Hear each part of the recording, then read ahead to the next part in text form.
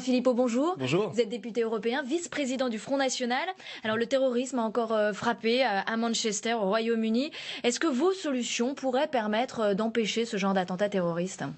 Ça, on ne peut jamais le dire, mais nos solutions visent en tout cas à tendre vers le risque zéro. Le risque zéro n'existe pas, mais l'objectif, la responsabilité du politique, c'est de tendre vers ce risque zéro.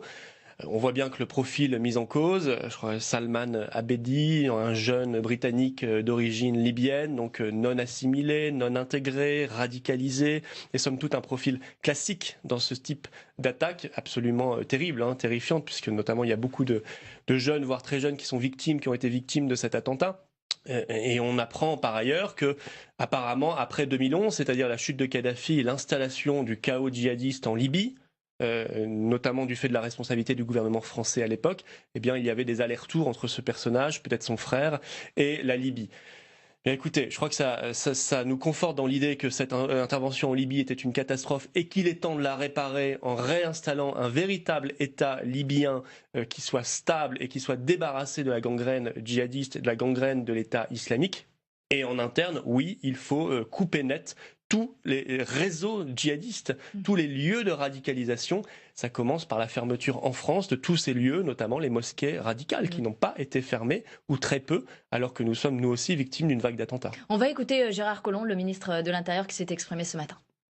L'événement Il faut prolonger l'état d'urgence, à votre avis ? Oui, il me paraît compliqué dans le contexte actuel de cesser l'état d'urgence, donc on va le prolonger, mais il serait mieux de lui donner un véritable contenu, parce que si c'est pour avoir l'état d'urgence simplement dans son volet restriction des libertés, mais ne pas avoir l'état d'urgence dans son volet sécurisation du territoire national et des Français, alors on est perdant-perdant. Donc il faut un état d'urgence, mais il faut surtout des mesures, donc retrouver des frontières nationales, ça nous paraît indispensable, mettre fin à ce flot d'immigration absolument incontrôlé et qu'on paye toujours un jour, parce qu'une bonne partie malheureusement de l'immigration ne s'assimile plus parce qu'elle est trop nombreuse dans un contexte national extrêmement difficile et évidemment est la première proie, la première cible de la radicalisation. Et puis encore une fois, expulsion des fichiers S étrangers, expulsion des fichiers S étrangers, expulsion des imams étrangers qui prêchent la haine, fermeture, je l'ai dit, des mosquées radicales. Enfin, je veux dire, il y a tout un volet. Vous diriez qu'aujourd'hui la France est mal protégée ? La France n'est pas protégée comme elle devrait l'être. Et notamment parce que nos services de renseignement ont été affaiblis. Alors ils font un travail remarquable. Moi je félicite chaque jour nos services de renseignement, nos forces de police et de gendarmerie, et nos militaires qui font un travail absolument époustouflant sur le territoire national comme à l'extérieur, mais ils n'ont pas les moyens nécessaires, suffisants pour le faire. Autre affaire dans l'actualité, elle concerne Richard Ferrand, une affaire immobilière. Il est montré du doigt à la une du Canard enchaîné. On va écouter ce proche d'Emmanuel Macron, Christophe Castaner, qui s'est exprimé à ce sujet. Ça tombe mal parce Voilà, le porte-parole du gouvernement, ça met à mal la moralisation de la vie publique, qui est le premier texte qui doit être présenté au Conseil des ministres.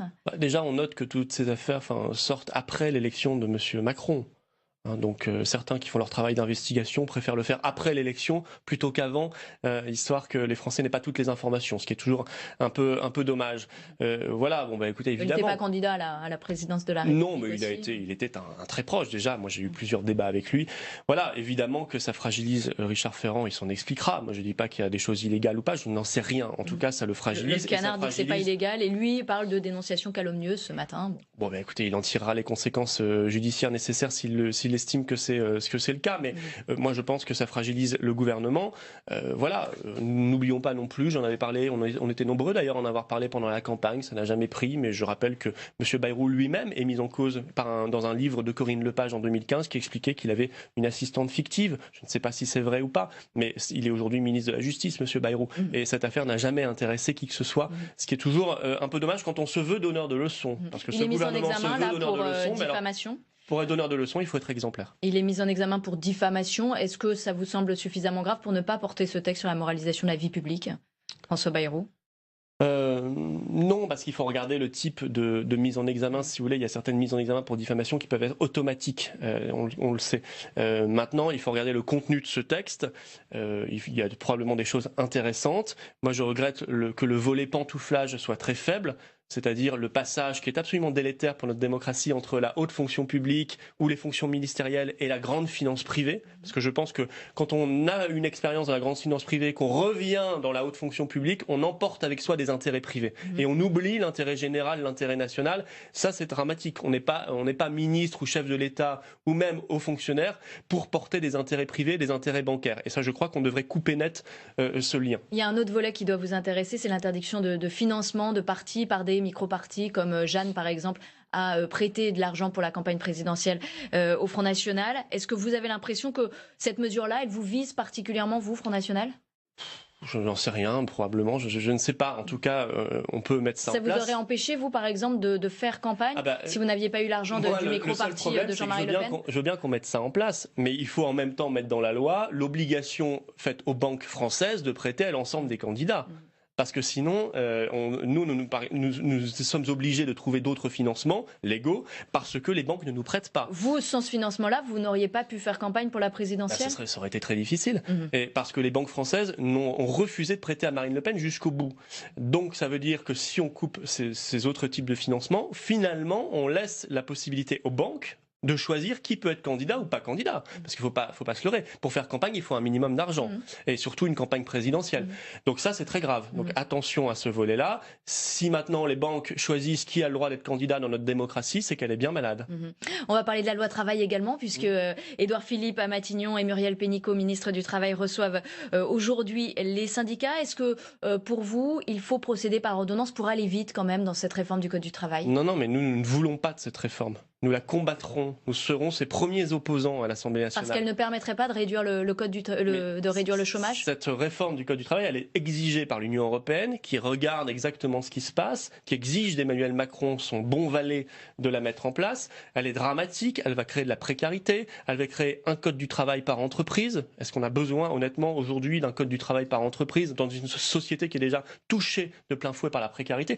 Moi, je pense au contraire qu'on doit lutter contre ce qui crée de la précarité, ce qui crée du stress au travail, ce qui crée de la souffrance au travail, parce que ça n'est pas en déstructurant le code du travail, en précarisant, en stressant les salariés qu'on va renforcer l'économie française. Mais est-ce que vous proposez permettrait de réduire le chômage ? Mais nous proposons tout un autre volet. Nous proposons d'aider massivement nos petites entreprises, les artisans, les PME, les TPE françaises, aider les créateurs d'entreprises, les créateurs de start-up, les créateurs d'innovation. Emmanuel Macron prévoit aussi le remplacement du CICE par des baisses de charges directes pour les entreprises, justement pour qu'il faudrait d'ailleurs, parce que nous avons réclamé, de fusionner tous les dispositifs de baisse des charges, dont le CICE, et de les concentrer uniquement sur les TPE, PME, PMI. Voilà, ce sont elles qui en ont besoin, pas les très grands groupes. Mais il faut aussi desserrer le verrou en France du patriotisme économique.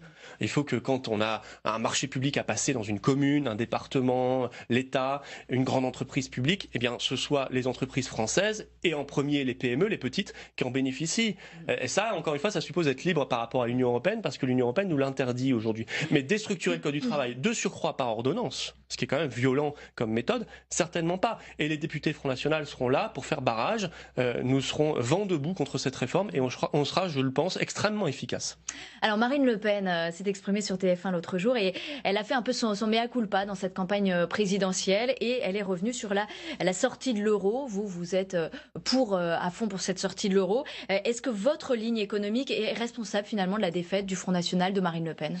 Marine Le Pen n'est pas revenue sur la sortie de l'euro. Marine Le Pen a dit... Il faut ouvrir le débat. Oui, mais elle a dit, et c'est bien, nous avons fait 11 millions de voix, donc je pense que la flagellation, il faut aussi qu'on la fasse modérément, parce qu'on n'a quand même pas à rougir d'un score absolument inédit, et Marine Le Pen n'a absolument pas à rougir de sa campagne, qui a été quand même formidable, parce qu'elle a fini un score inédit, et qu'elle était qualifiée au second tour, contrairement à d'autres qui ne l'ont pas été. Pour le reste, moi je pense que on peut toujours réfléchir à des manières de mieux expliquer les choses. Mais aujourd'hui, les Français ont besoin de protection. Voilà, ils n'ont pas envie, ils n'ont pas besoin. Mais est-ce que Marine Le Pen n'a pas besoin de la loi de la jungle, d'ultralibéralisme. Est-ce que Marine Le Pen partage toujours votre vision de la sortie de l'euro ? Mais ça n'est pas ma vision. Moi, si j'ai rejoint Marine Le Pen, c'est que je partage ses orientations à elle. Mais vous pensez que vous êtes toujours aujourd'hui sur la même ligne qu'elle est pour la sortie de l'euro ? Mais Marine Le Pen a défendu pendant toute la campagne la souveraineté nationale. Relisez ces 144 engagements. Mais en fin de campagne, il y avait de monnaie, il y avait finalement la volonté Moi, j'y suis revenu sur la fin de campagne. Je pense que la dernière semaine de l'entre-deux tours, et ça n'est pas du tout notre responsabilité ni celle de Marine Le Pen, mais je pense qu'on s'est fait rattraper, un peu manger par un commentaire médiatique qui a laissé croire aux Français qu'on défendait deux monnaies dans le portefeuille. Ce qui est faux. On n'a jamais défendu ça. On a toujours défendu une seule monnaie. Mais c'est vrai que nous, on veut la monnaie de l'emploi. On ne veut pas la monnaie de l'austérité, on ne veut pas la monnaie des banques, c'est-à-dire l'euro. On veut la monnaie de l'emploi. Mais il faut expliquer aux Français que la contrepartie de l'euro, c'est ce que va faire Macron.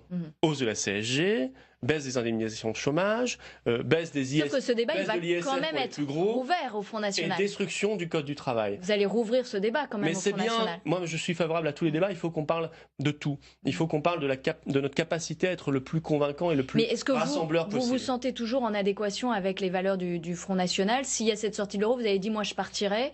Est-ce que vous êtes toujours sur cette ligne-là? Mais bien sûr, mais vous savez, le Front National est un parti patriote. C'est un parti qui défend l'indépendance de la France. C'est un parti qui défend la souveraineté nationale. Il n'a jamais été question une seule seconde. Donc vous ne doutez pas qu'il abandonne cette sortie de l'euro? Il n'a jamais été question une seule seconde que le Front National devienne un parti fédéraliste européiste. Ça n'aurait absolument aucun sens. Si vous voulez un parti fédéraliste européiste, vous avez le choix. Il y a Macron, il y a le PS, il y a les Républicains, il y a le MoDem, l'UDI, il y en a plein. Il y a les Verts, il y a tout ce que vous voulez. Ça, ce sont des partis qui mettent sous tutelle la France. Vous n'avez pas l'impression d'avoir été désavoué par Marine Le Pen quand elle a remis sur la table la sortie de l'euro et le fait d'ouvrir ce débat au Front National? Non, pas du tout. Et moi, d'ailleurs, je suis favorable à ce qu'on ouvre tous les débats nécessaires, tout le chantier de la refondation, qui dépasse bien largement le cadre du programme économique, pour que nous soyons une force d'attraction moderne, attractive, professionnelle, qu'on aère tout ça et qu'on puisse rassembler un maximum de Français. Moi, je pense que les Français ont vu que ça bouge,